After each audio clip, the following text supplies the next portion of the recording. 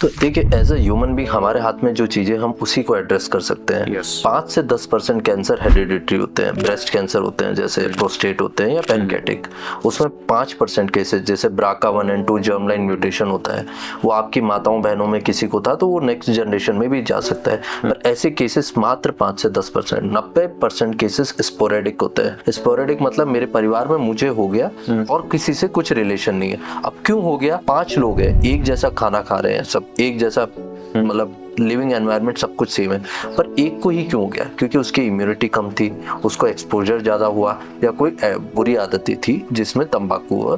तो इन आदतों से मुझे एक्सपोजर हुआ।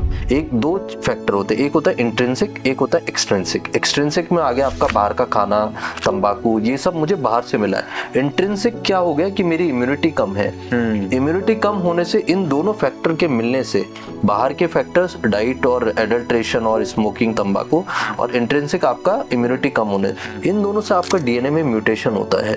डीएनए में म्यूटेशन, मान लीजिए लंग का एग्जांपल ले लेते हैं। लंग में एक जो सबसे माइन्यूट आपका सेल है, एल्वियोलाई है, उसमें आपके म्यूटेशन हो गया। म्यूटेशन होने से फिर वो सेल जो प्रोलिफरेट करता है, एक सेल की, हर किसी का हमारे शरीर में बैलेंस होता है, वो बैलेंस गड़बड़ाता है जब आपका म्यूटेशन होता है और प्रोलिफरेशन बढ़ जाता है। सेल बढ़ रहे हैं, मर कम रहे हैं, तो वो अनगिनत बढ़ते रहते हैं, फिर वो आगे चल के कैंसर का रूप ले लेते हैं। तो ये इंट्रिंसिक एक्सट्रिंसिक फैक्टर्स को मिलने से शरीर में म्यूटेशन होता है, जो सबसे छोटे सेल होता है, कोशिका जिसे हिंदी में कहते हैं, उसमें म्यूटेशन होता है, उससे आगे चल के कैंसर हो सकता है।